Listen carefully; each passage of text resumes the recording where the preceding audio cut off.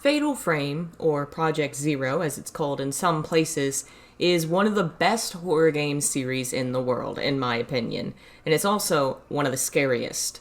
Not only because it's an incredibly well-crafted experience of exploring a haunted house full of ghosts, but because it's based on real ghost stories. Now, I'm not talking about real folklore from Japan or the based on a true story thing that the first game claimed, but the actual experiences that the developers had while making the game, including director Shibata Makoto, the world's most haunted game director, and all the people that worked with him.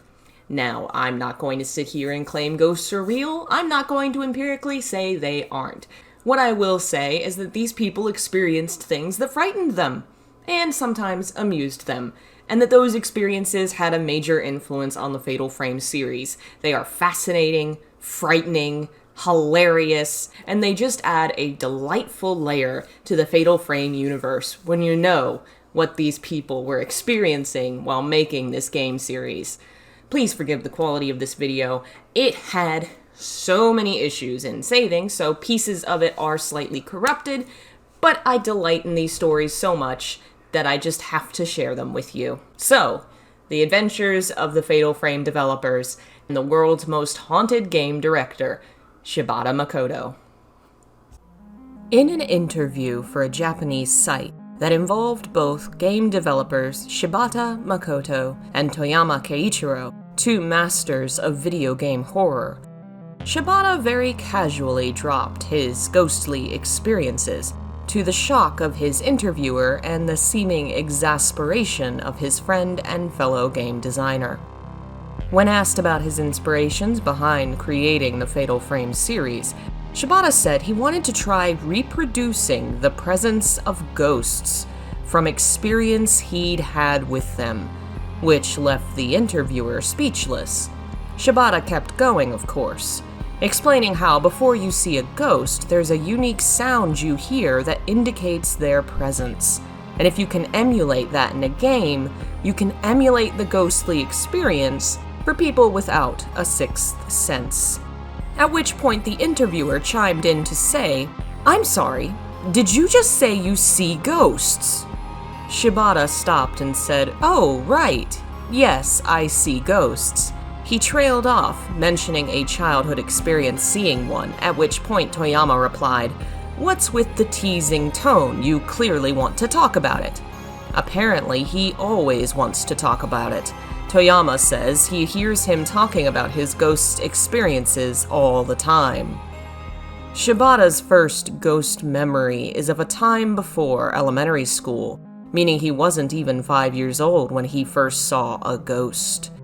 He didn't know what it was at the time. He woke up in the middle of the night and saw a person with a sloppy face who was translucent and glowing, looking as if they were morphing slightly. He was terrified, so he decided to play dead. Later on, he found a book about ghosts and realized what it was he must have seen, thinking, oh, that was just a ghost. Another experience in his early life involved a shrine near his house. In his own words, he describes the event on the Fatal Frame website. "I think I had this experience until around the time I was in elementary school. My parents' house is right at the bend of a long, open country road. Often I would wake inside my futon in the middle of the night, and there would be hundreds of presences coming down the road. In hushed, whispering voices, they would say things I couldn't catch. Once they reached the turn in front of our house, they would always vanish." Later, while reading a book about ghosts, he realized they must have been Hayaki Yagyo, a procession of supernatural creatures who travel the streets of Japan at night. After mentioning these stories in the interview, he explained to the interviewer he thought it would be amazing if he could use the PlayStation 2's emotion engine to reproduce the presence of ghosts, finishing by saying that ghosts themselves are masses of the emotions of the dead. The interviewer, in what I must imagine must have been the most fascinating tone of voice, replied, I get the feeling that if I searched the whole world over, you would be the only developer who noticed such potential in the emotion engine. Another famous game developer is involved in Shibata's ghost stories, Suda Goichi, or Suda51, who worked with Shibata on the development of Fatal Frame 4. Early on in their working relationship, Shibata visited Suda's offices, where Suda jokingly asked Shibata if any place in the office felt haunted. Shibata pointed to a corner of the ceiling and said, "It's not a ghost, but I see a black mist over there." Later that day, part of the ceiling collapsed. Suda's team ended up moving offices sometime later. Early interviews done around the time of the first game's production were very straightforward about his experiences. For a Fatal Frame 1 interview in which Shibata was being questioned alongside Kikuchi Kisuke, producer and game designer for the series, Kikuchi asked Shibata about the fact that he'd seen ghosts. Shibata happily replied, "Oh yeah, I saw them during the development of the game too. Want to hear about it?" Kikuchi said, "No." Kikuchi tells stories of how he was often playing the role of toning Shibata down during production, keeping the games from becoming too bloody or violent or too scary. He tells the story of how Shibata described the movements the ghosts should make in the game, attempting to physically recreate the movements himself based on the movements of real ghosts he had seen. Kikuchi convinced him to have professionals do motion capture instead. The sounds the ghosts make were also Shibata's recreations. They recorded him mimicking ghosts with his voice, and those sounds are in the game. One location in the series, the Mansion of Dreams from the third game, was based on a house from his childhood. It was an abandoned building, and he always felt there was something there. As kids, he and his friends would dare each other to go in and take something from the building, like abandoned memos and magazines and dolls. One day, he suddenly saw an old woman pushing a baby carriage in the house. He'd include a similar ghost in the third game.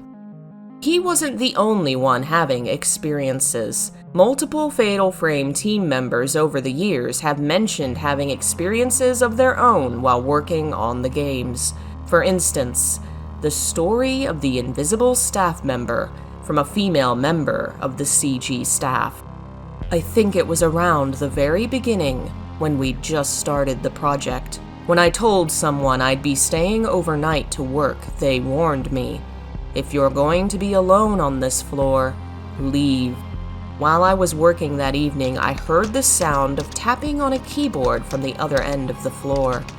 Wondering if someone other than me had stayed late to work, I went to take a look, but no one was there. However, I listened. It sounded like someone tapping at a keyboard. But whenever I got close, the sound stopped. When I returned to my seat and started working again, the sound started. Other members of the team experienced weird technical issues, like a member of the sound team who had his equipment registering noise when none was being played, and later experienced a sudden sound he hadn't recorded coming out of nowhere. He kept the sound in the game.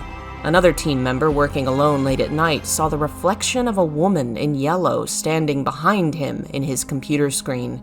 Another team member, who sometimes slept under his desk, heard footsteps at night, like a young child running circles around the room.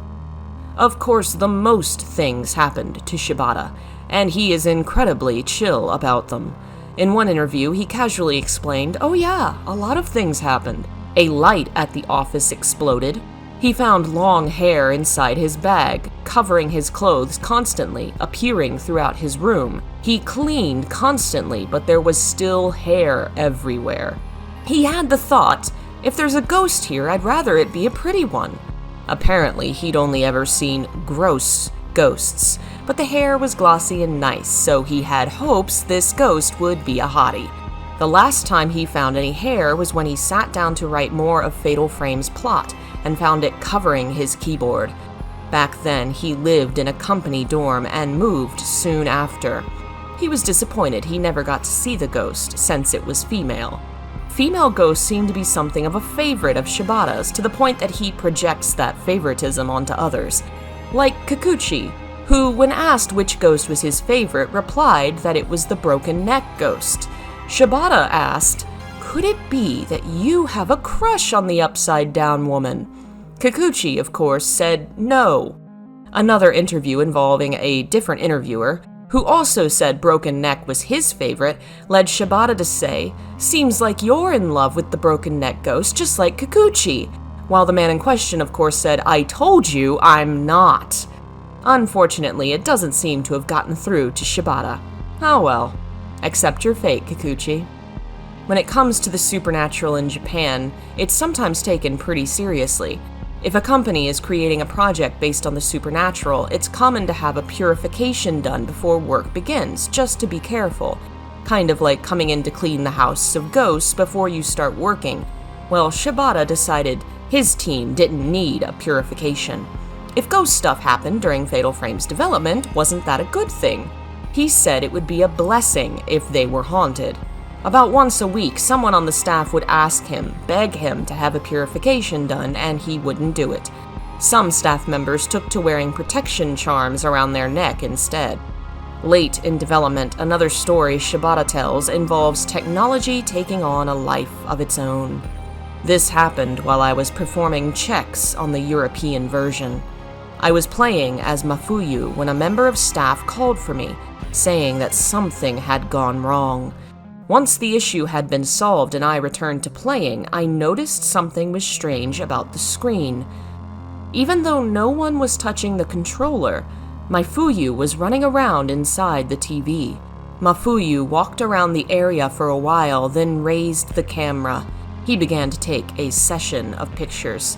The scene in the middle of the day amidst a sea of working staff was like a daydream. What if something that wasn't in the game appeared in one of the pictures?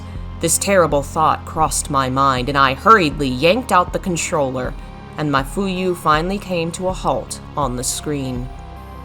It wasn't only team members suffering supernatural phenomena. A magazine editor borrowed a copy of Fatal Frame in order to play it and write an article about it. They stuck the game in a cabinet before going to bed. But in the middle of the night, they were awoken by a clattering noise. Looking around, they realized the cabinet that held the game was making a sound like something was jumping around inside it. The editor returned the game, never having played it. The Fatal Frame team became infamous for these stories. A new hire to the company once asked Shibata about the ghost stories posted on the Fatal Frame website, asking, "These are all jokes, right?" No, he was told. They were not.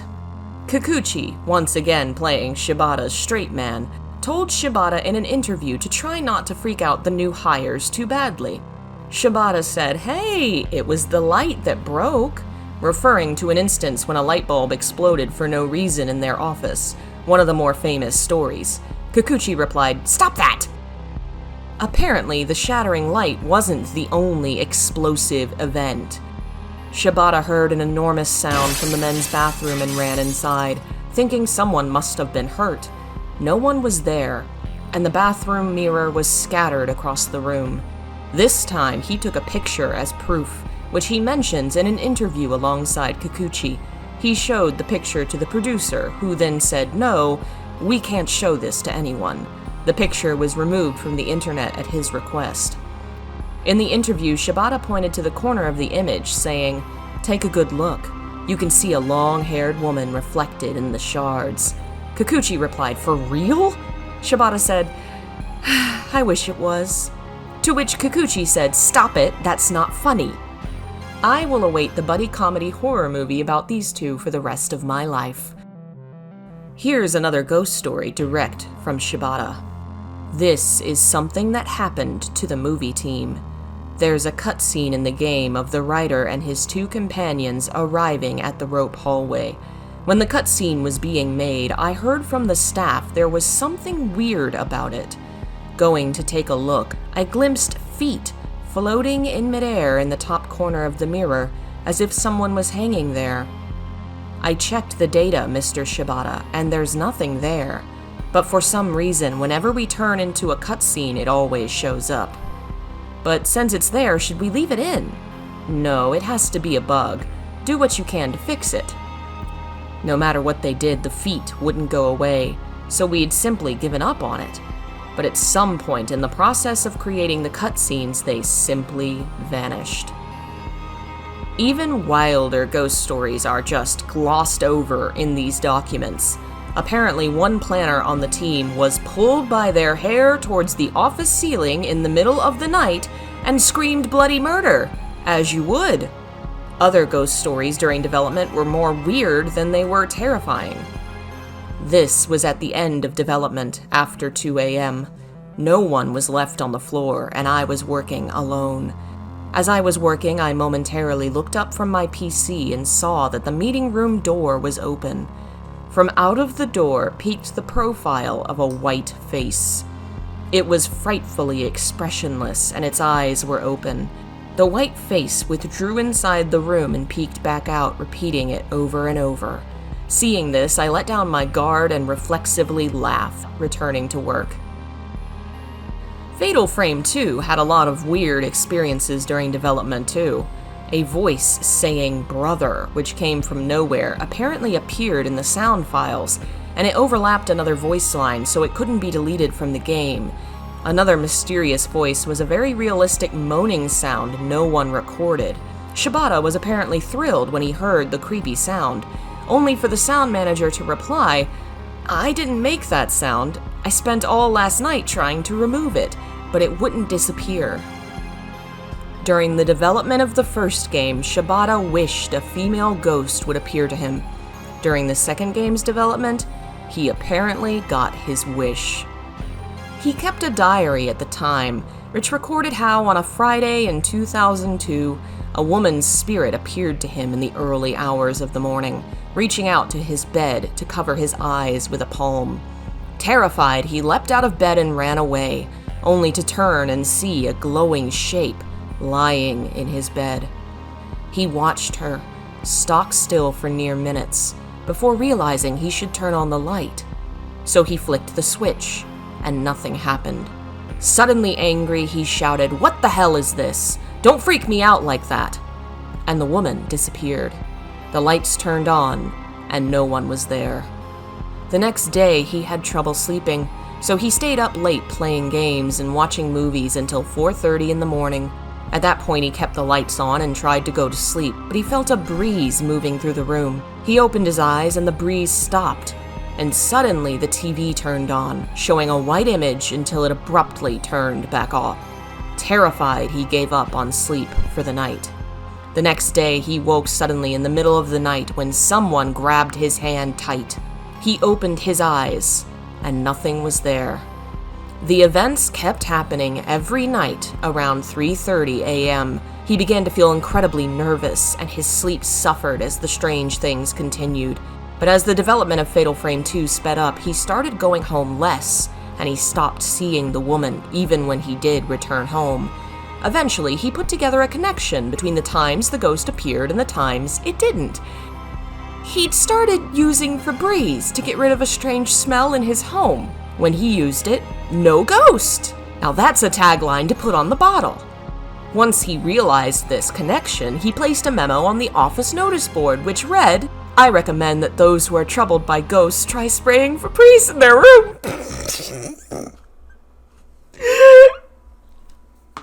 Around the office, he became famously known as the Febreze Ghost Exorciser. When sharing these experiences online, some fans commented that perhaps these experiences increased for him when he started making Fatal Frame because ghosts had seen what he was doing and wanted to be in the games too. Something like a supernatural audition. It kind of worked. A lot of his experiences with these events inspired specific scenes and ghosts in the games. Shibata is careful to mention the games aren't just based on his ghostly experiences, but also his dreams. Early in development, Kikuchi once asked Shibata how they were going to represent ghosts in Fatal Frame, and Shibata enigmatically replied, "We'll create the ones I saw in my dream." Many of the ghosts in the series apparently came from his dreams. The fallen woman who crawls on her back appeared in a dark room in his dream. The twin shrine maidens from 2 appeared in his dreams too, many times in fact. The entire mansion from the first game apparently was in his dreams. He dreamt up the camera, exploring the mansion, seeing the ghosts. Each night he would visit Himuro Mansion in a first-person perspective in his dreams.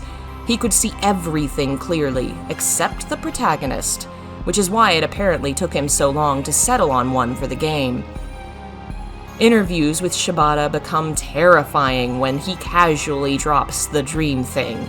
In one interview about the first game, he says, "The game was born from my nightmares, so as you play it, it will invade your dreams."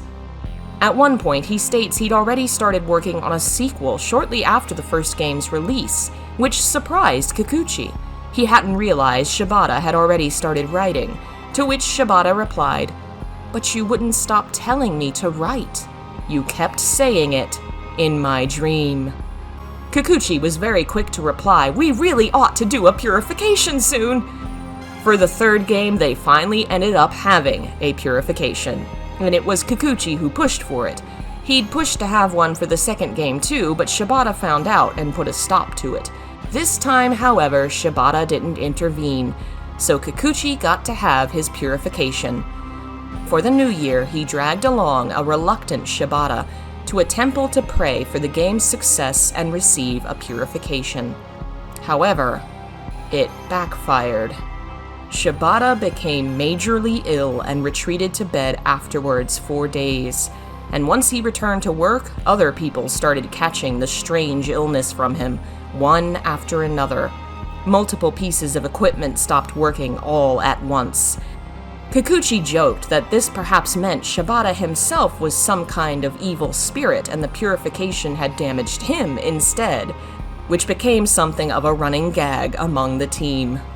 Near the game's final stage of development, Shibata had another incredible incident occur to him.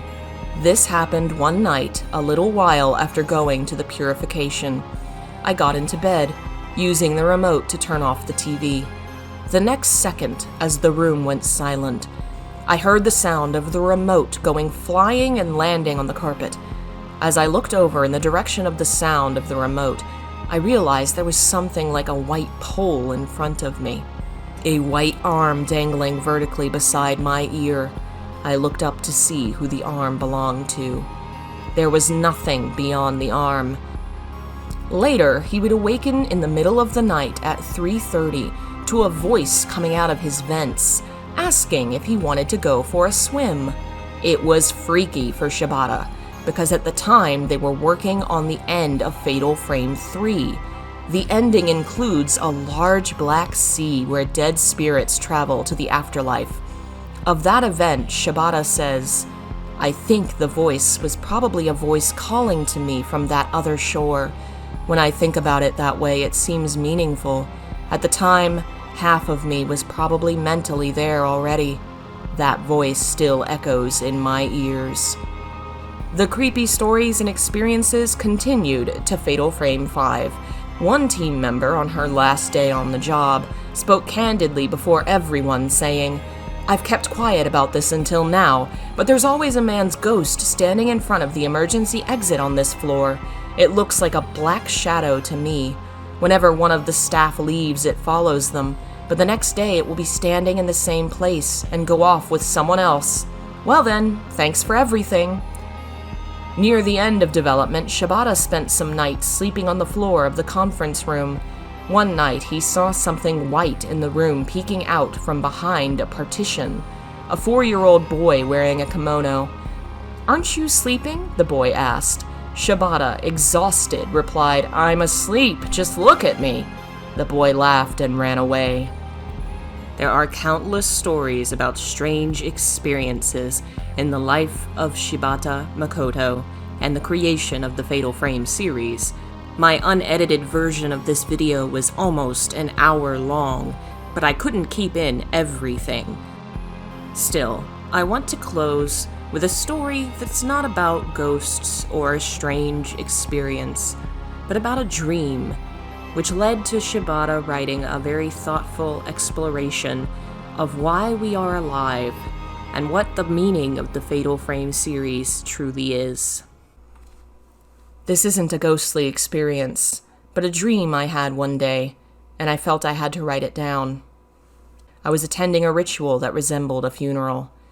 Everyone began to stand up, forming a line that headed outside. I casually asked, "It looks like there are living people and dead people mixed together in this line. Shouldn't we separate into different lines?"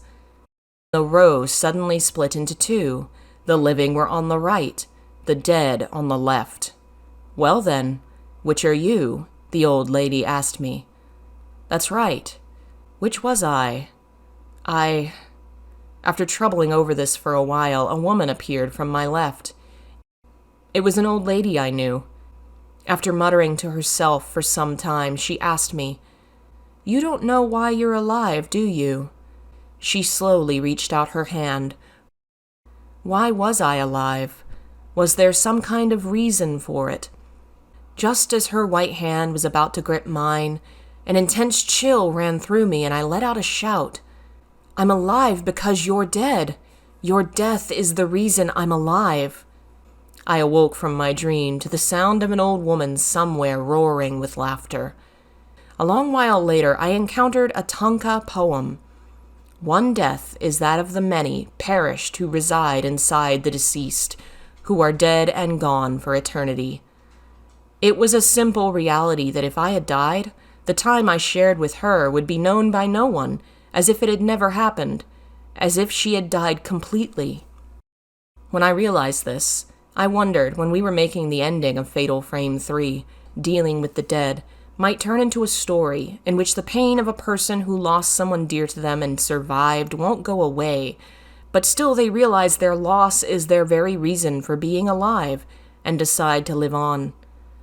Though this part of the message is thrown at the player without being spelled out, I wanted the players to realize for themselves, rather than a character saying it outright.